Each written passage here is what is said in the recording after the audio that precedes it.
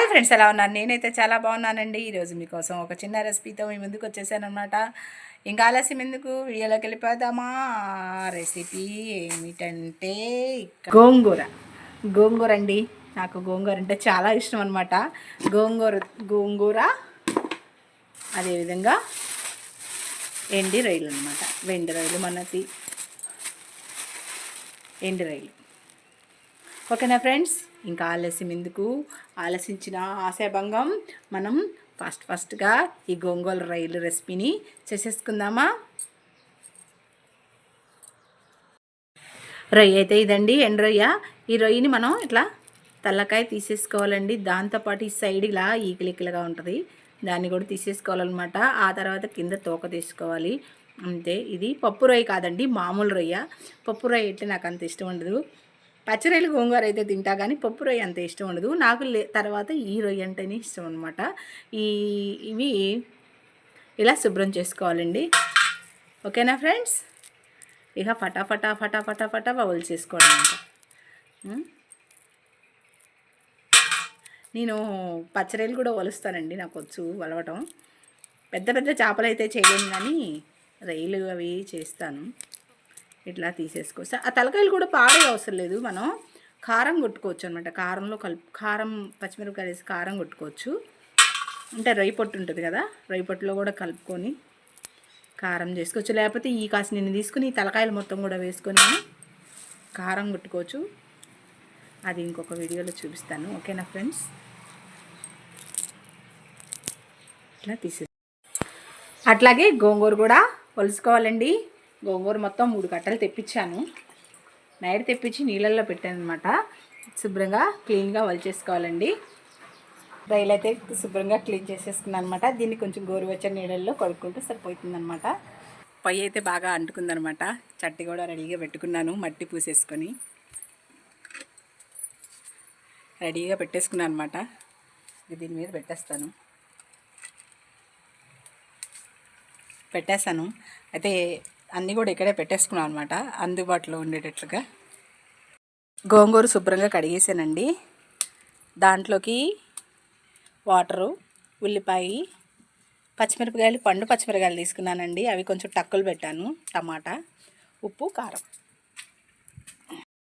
ముందుగా వాటర్ పోసుకోవాలండి కాస్త. దీనిలో గోంగూర పెట్టేసుకోవాలండి. గోంగూర మొత్తం దీంట్లో పెట్టేసుకోవాలండి.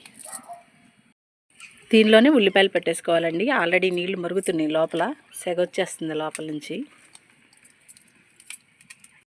పచ్చిమిరపకాయలు, టమాటాలు కూడా,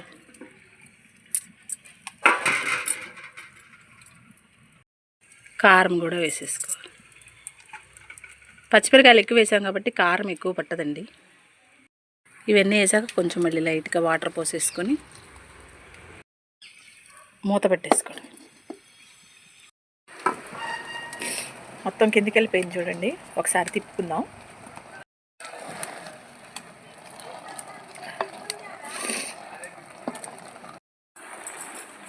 గుమగుమలాడే వాసన.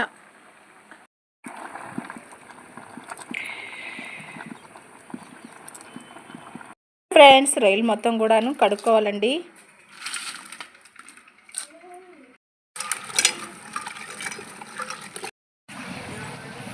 బాగా కుక్ అయిపోయిందండి.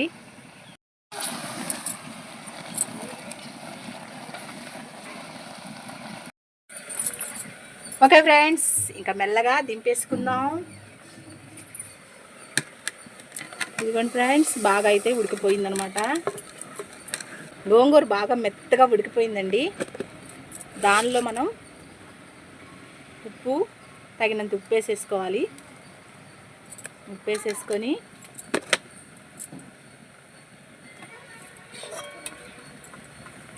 పప్పు కుతుంది కదా, పప్పు కుట్టు చక్కగా ఇలా మెరుపుకోవాలన్నమాట. జాగ్రత్త అండి, మట్టికుండ కదా. దానికైతే మళ్ళీ తాలింపు పెట్టుకోవాలండి. దానికోసం ఇంకోసారి తీసుకున్నాను, ఇక్కడ పెట్టేసుకుంటున్నా. దాని మీద దాంట్లో నూనె పోసేసుకోవాలండి తగినంత. మన పెరట్లో కాసిన ఫ్రెష్గా కాసిన కరివేపాకు,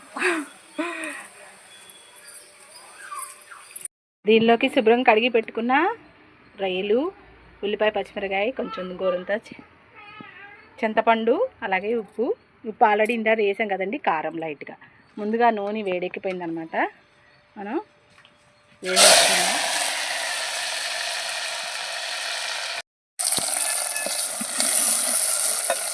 మంచి వాసన వస్తుందండి. కింద అయితే మంటలేదు, నిప్పుల మీదే. అవి కొంచెం లైట్గా వేగిన తర్వాత ఉల్లిపాయ, పచ్చిమిరపకాయ వేసుకో.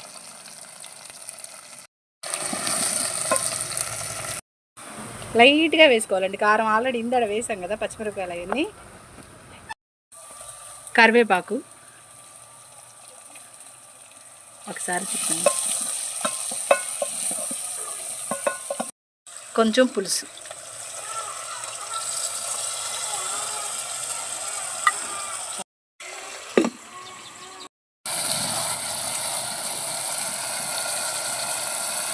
బాగా కుక్ అయిపోయిందండి.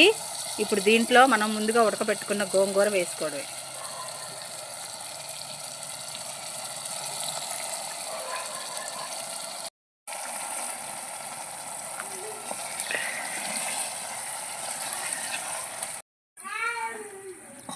మా వాడు వాసనలకి అరిచేస్తున్నాడు అక్కడ.